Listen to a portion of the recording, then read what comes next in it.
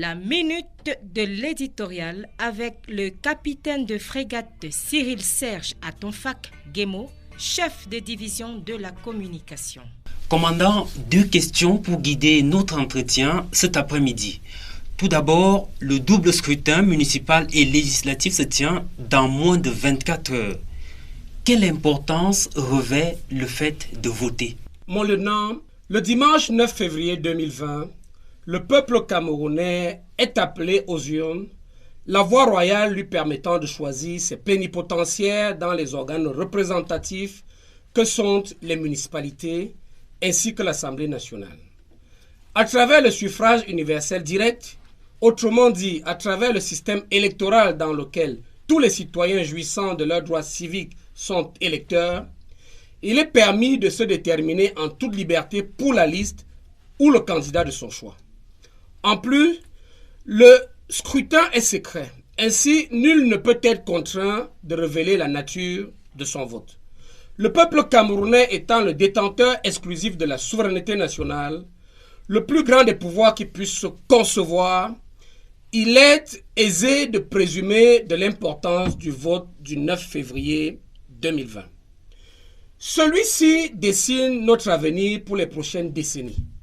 Dans la pratique, les exécutifs municipaux qui émergeront de ces élections auront la charge de recenser et apporter des solutions à nos préoccupations du quotidien.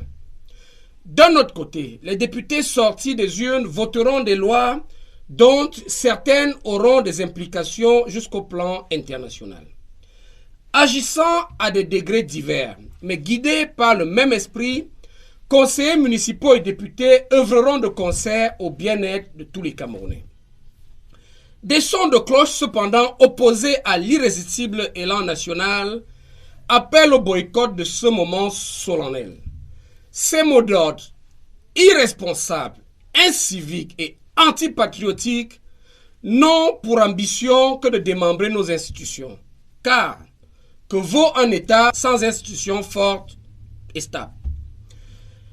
De quoi est capable un peuple dont le pouvoir souverain ne peut être matérialisé par des personnes en qui il ne se reconnaît pas?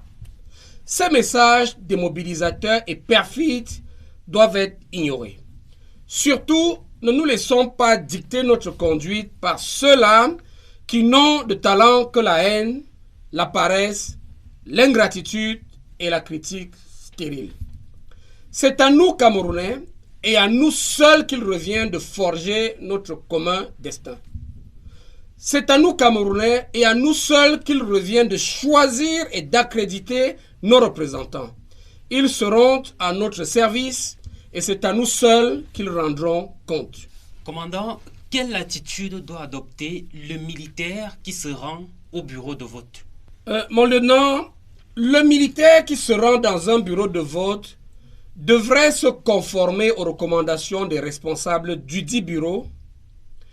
Une fois son choix opéré, le militaire rejoint son unité pour celui astreint au service.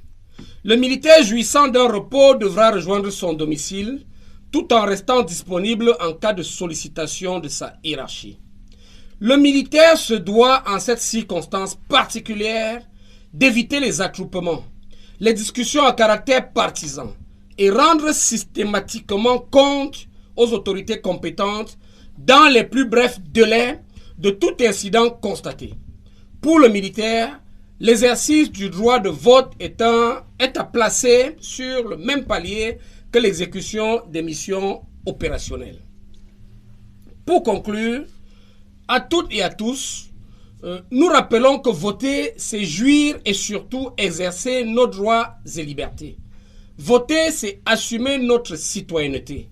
Gardons à l'esprit que voter est un acte civique et patriotique fondateur, un acte éminemment responsable qui légitime, approuve ou sanctionne l'action publique, conforte la cohésion nationale, mène au développement et favorise la sécurité.